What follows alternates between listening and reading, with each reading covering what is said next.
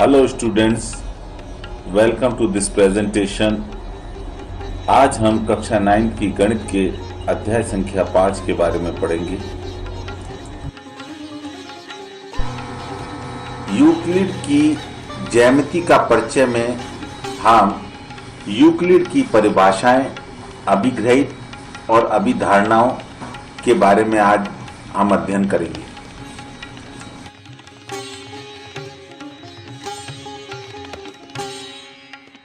Euclid की परिभाषाएं, अभिग्रहित और अभिधारणाएं आकाश, स्पेस और उसके आसपास के ठोसों के अध्ययनों के आधार पर एक ठोस वस्तु की सिद्धांतीय ज्यामितीय अवधारणा विकसित की गई।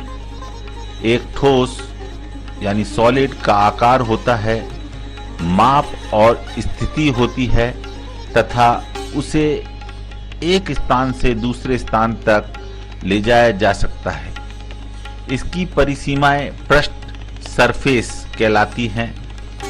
ये आकाश के एक भाग को दूसरे भाग से पृथक करती हैं और इनकी कोई मोटाई नहीं होती है। पृष्ठों की परिसीमाएं वक्र, कर्व्स या सीधी रेखाएं, लाइंस होती हैं। इन रेखाओं के सिरे बिंदु, पॉइंट्स होते हैं। यूक्लिड ने इन कथनों को संक्षिप्त रूप में एलिमेंट्स नामक पुस्तक के अध्याय, जिसे पुस्तक 1 कहा गया है, में 23 परिभाषाएं डेफिनेशन देकर किया। एक ठोस की 3 विमाएं होती हैं, लंबाई, चौड़ाई और ऊंचाई।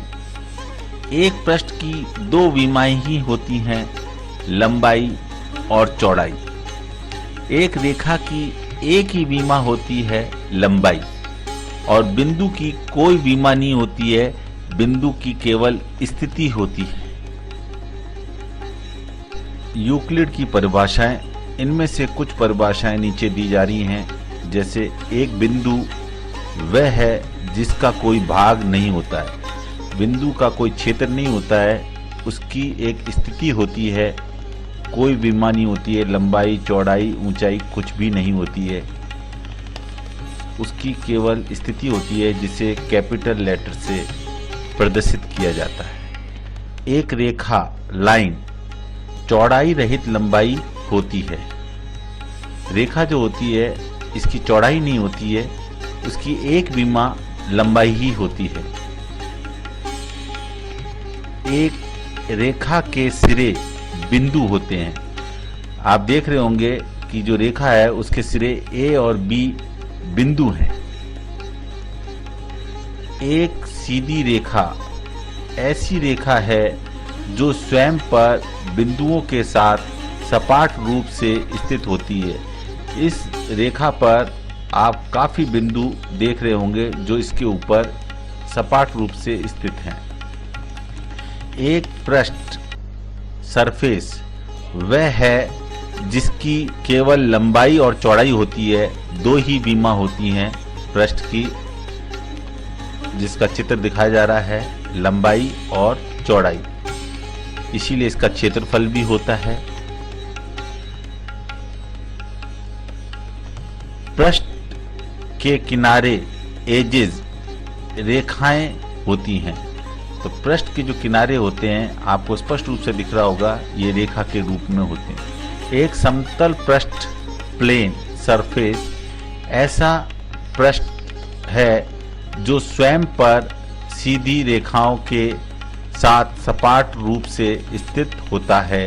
इसके ऊपर कई रेखाएं स्थित होती हैं। ये हमारी कुछ परिभाषाएं थीं। यूक्लिड के अपरिभाषित शब्द या पद। यूक्लिड ने बताया कि अंतर्ज्ञानात्मक रूप से इन पदों को निरूपित किया जा सकता है अथवा भौतिक प्रतिमानों, वस्तुओं की सहायता से स्पष्ट किया जा सकता है। ये पद अपरिभाषित हैं। बिंदु पेंसिल द्वारा गड़ाए जाने पर बनी आकृति बिंदु कहलाती है। इसकी कोई विमा नहीं होती है। रेखा कागज को मोड़ने पर बनी क्रीज रेखा होती है। तल, जिसको यूक्लिड ने समतल पृष्ठ कहा है, दीवार इसका सबसे बढ़िया उदाहरण है। अपनी इन परिभाषाओं से प्रारंभ करते हुए यूक्लिड ने कुछ गुणों को बिना सिद्ध किए सत्य कथन मानने की कल्पना की। ये कल्पनाएं वास्तव में सर्वव्यापी सत्य थे। इनको दो वर्गों में विभाजित किया। पहला वर्ग अभिग्रहित एक्सियम्स और दूसरा जो वर्ग था अभिधारणाएं पोस्टुलेट्स। अभिग्रहित एक्सियम्स वे कल्पनाएं थीं जिनका निरंतर गणित में प्रयोग किया गया और जिनका केवल ज्यामिति से विशेष संबंध नहीं था। ये एक सामान्य कल्पनाएं थीं। ज्यामिति से इनका कोई विशेष संबंध नहीं था। गणित की ये कल्पनाएं थीं जिन्हें यूक्लिड ने एक्सियम्स अभिग्रहित नाम दिया। अभिधारणाएं पोस्टुलेट्स ये वे कल्पनाएं थीं जिनका प्रयोग विशिष्ट रूप से ज्यामिति से संबंधित ही थी।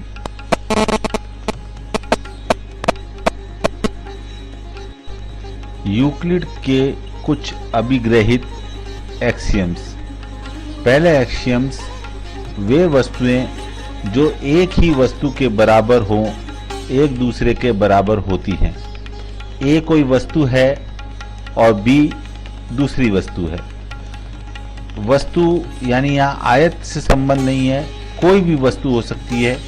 ए वस्तु बी वस्तु के बराबर है और जो बी वस्तु है वो सी वस्तु के बराबर है। तो एक्सियम्स ये कहता है कि ए बराबर सी, कि ए वस्तु सी वस्तु के बराबर होगी।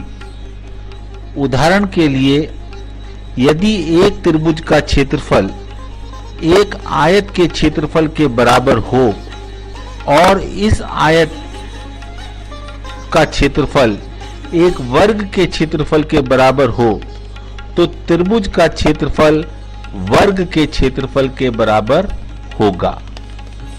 ये हमारी पहली एक्सियम्स है जो कि ये कहती है वे वस्तुएं जो एक ही वस्तु के बराबर हों एक दूसरे के बराबर होती हैं। अब हम यूक्लिड के दूसरा अभिग्रहित एक्सियम लेते हैं। यदि बराबरों को बराबरों में जोड़ा जाए तो पूर्ण भी बराबर होते हैं। ए वस्तु बी वस्तु के बराबर है और अब हम क्या करेंगे कि इसमें बराबर जोड़ेंगे। तो हम ए वस्तु में जो नीचे दी गई वस्तु का आधा अंश इसमें ले जाकर जोड़ेंगे और शेष आधा हम बी में जोड़ेंगे। जोड़ने पर हम पाते हैं कि ए प्लस सी बराबर सी प्लस बी। एक बात यह ध्यान देने की है कि एक ही प्रकार के परिणामों की तुलना की जा सकती है और उन्हें जोड़ा भी जा सकता है, परंतु भिन्न भिन्न प्रकार के परिणामों की तुलना नहीं की जा सकती है। उदाहरण के लिए एक रेखा को आयत में जोड़ा नहीं जा सकता है और ना ही एक कोण को पंचभुज से तुलना की जा सकती है। यूक्लिड की तीसरी अभिग्रहित, यदि बराबरों को बराबरों में से घटाया जाए तो शेषफल भी बराबर होते हैं। ए और बी कोई वस्तुएं हैं जो आपस में बराबर हैं और हमने ए में से कुछ हिस्सा काटा और बी में से भी उतना का उतना ही हिस्सा काटा, और मतलब ए और बी में से बराबर हिस्से काटे तो हमने पाया कि जो शेष हिस्सा है चीज का, ए चीज का शेष हिस्सा बी चीज के शेष हिस्से के बराबर आया। यदि बराबरों में से बराबरों को घटाया जाए तो शेषफल भी बराबर होता है। यूक्लिड की चौथी अभिग्रहित एक्सियम्स वे वस्तुएं जो परस्पर संपाती हो एक दूसरे के बराबर होती हैं। संपाती का अर्थ है जब हम पहली वस्तु को दूसरी वस्तु पर रखते हैं तो पहली वस्तु दूसरी वस्तु को पूरा ढक लेती है। इसी तरह से जब हम दूसरी को पहली के ऊपर रखते हैं और वो उसको पूरी तरह से ढक ले तो ऐसी स्थिति संपाती कहलाती है। इस अभिग्रहित को समझने के लिए हम दो वस्तुएं ली, ए और बी।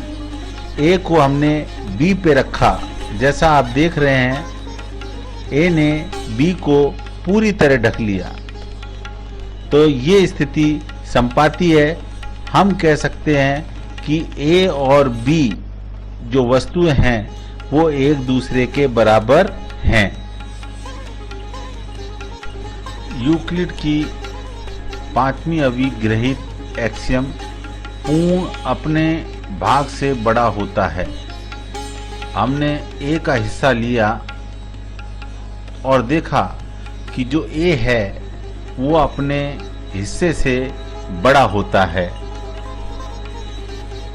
उदाहरण के लिए यदि कोई राशि b किसी अन्य राशि a का एक भाग हो तो a को राशि b और एक अन्य राशि c के योग के रूप में लिखा जा सकता है।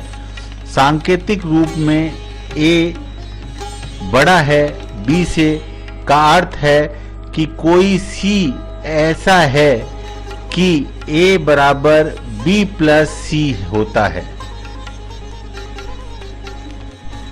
यूक्लिड की कुछ अन्य अभिग्रहित एक्सियम्स, छठी एक्सियम्स एक ही वस्तुओं के दुगने परस्पर बराबर होते हैं।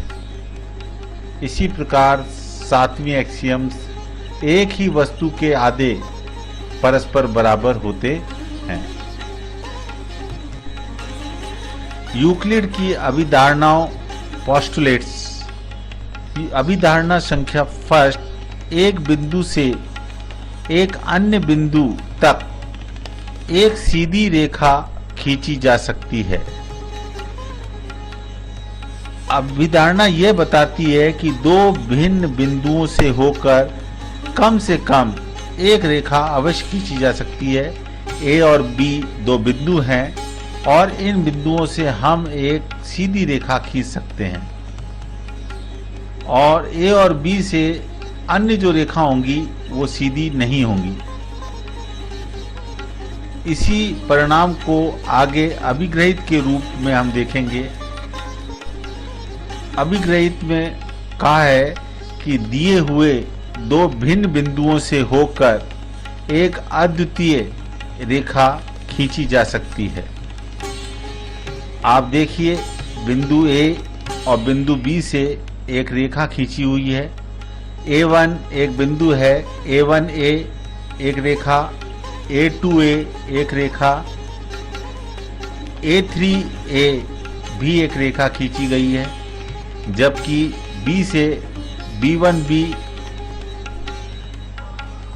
B2B और B3C से भी एक रेखा खींची गई है और एक रेखा AB या BA ये भी खींची गई है। तो हम कह सकते हैं कि दो बिंदु A और B से केवल एक यूनिट अद्वितीय केवल एक रेखा खींची जा सकती है। अर्थात हमारी पहली अभिधारणा पोस्टुलेट्स एक बिंदु से एक अन्य बिंदु तक एक सीधी रेखा खींची जा सकती है हुआ। अभिधारणा संख्या 2, एक शांत रेखा टर्मिनेटेड लाइन को अनिश्चित रूप से बढ़ाया जा सकता है। हमारे पास एक रेखा थी AB और हम इसको A की तरफ भी बढ़ा सकते हैं और इसको B की तरफ भी बढ़ा सकते हैं। ये जो AB है, ये आजकल इसको लाइन सेगमेंट या रेखाखंड कहते हैं, जिसको यूक्लिड ने शांत रेखा या टर्मिनेटेड लाइन कहा है। इस टर्मिनेटेड लाइन को एक ही दिशा में भी एक दिशा में बढ़ाया जा सकता है, साथ ही साथ इसको B दिशा में भी बढ़ाया जा सकता है। ये हमारी दूसरी अभिधारणा है।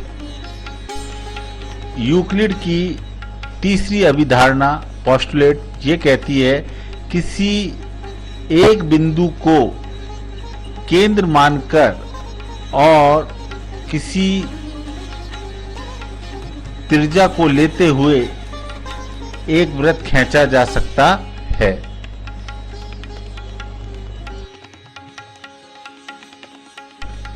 यूक्लिड की अभिधारणा 4, सभी समकोण एक दूसरे के बराबर होते हैं।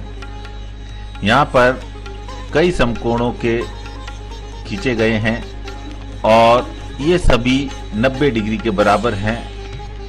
यही यूक्लिड की चौथी अभिधारणा है। यूक्लिड की पांचवी अभिधारणा थोड़ी जटिल है।